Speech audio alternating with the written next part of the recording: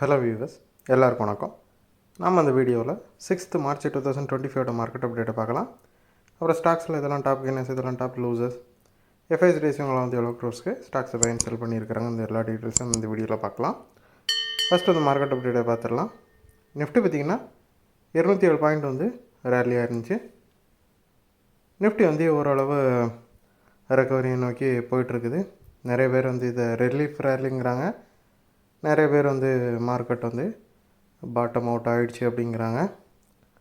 But வந்து intensity வந்து போக போக கம்மியான மாதிரி தான் இருக்குது மார்க்கெட் வந்து ரைஸ் ஆகுறதுல. ஸோ இது எய்தர்வே வந்து போகிறதுக்கான வாய்ப்புகள் வந்து நிறையா இருக்குது. ஏன்னா குளோபலாகவும் பார்த்திங்கன்னா எந்த விதமான பெரிய குட் நியூஸஸும் இல்லை. நம்ம இந்தியன் மார்க்கெட்லேயும் பார்த்திங்கன்னா பெரிய அளவுக்கு எந்த குட் நியூஸஸும் இல்லை. ஸோ அந்த மாதிரி ஏதாவது ஒரு நியூஸும் சப்போர்ட்டுக்கு இருந்துச்சுன்னா கண்டிப்பாக அப்பர் சைடு போகிறதுக்கான வாய்ப்புகள் இருக்குது. அது இல்லாதப்போ பேஸோட அதிகம் இருக்கிறதுக்கு தான் சான்சஸ் ரொம்பவே இருக்குது. அப்புறம் டாப் கெய்னர்ஸில் பார்த்திங்கன்னா ஏஷியன் பெயிண்ட் ஃபஸ்ட் இருக்குது, ஒரு 103 பாயிண்ட் வந்து ரேலி ஆகிருக்குது. எல்லா பெயிண்ட் கம்பெனியுமே ஓரளவு ரைஸ் ஆகி தான் வந்து க்ளோஸ் ஆச்சுது. அதுக்கு முக்கியமான காரணம் என்னென்னு பார்த்தோம் அப்படின்னா, க்ரூட் ஆயில் வந்து ஒரு மல்டி இயர் லோவில் இருக்குது.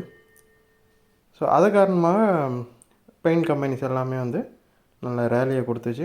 ஏஷியன் பெயிண்ட்லாம் பார்த்திங்கன்னா இப்போ ஏறக்குறைய 3 இயர் ஹைக்கே வந்து போயிடுச்சு. அப்புறம் கோல் இண்டியா பார்த்திங்கன்னா ஒரு 14 பாயிண்ட் வந்து ரேலி ஆகிருக்குது.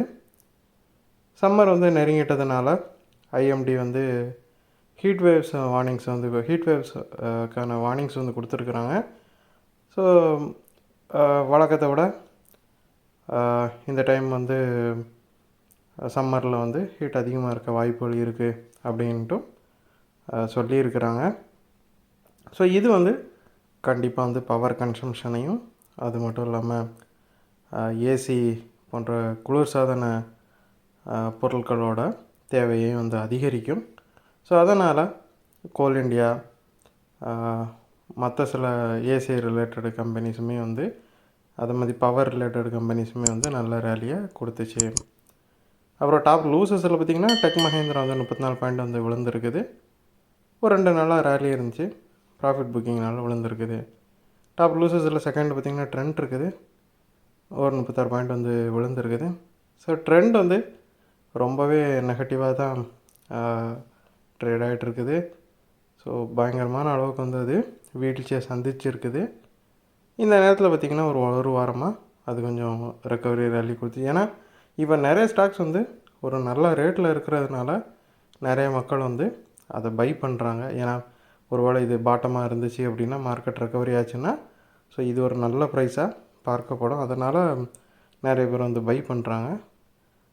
அந்த பைக்கு அப்புறமா வந்து பார்த்திங்கன்னா இப்போ ஒரு சின்ன ப்ராஃபிட் புக்கிங்னால ட்ரெண்ட் வந்து அந்த அளவுக்கு விழுந்திருக்குது.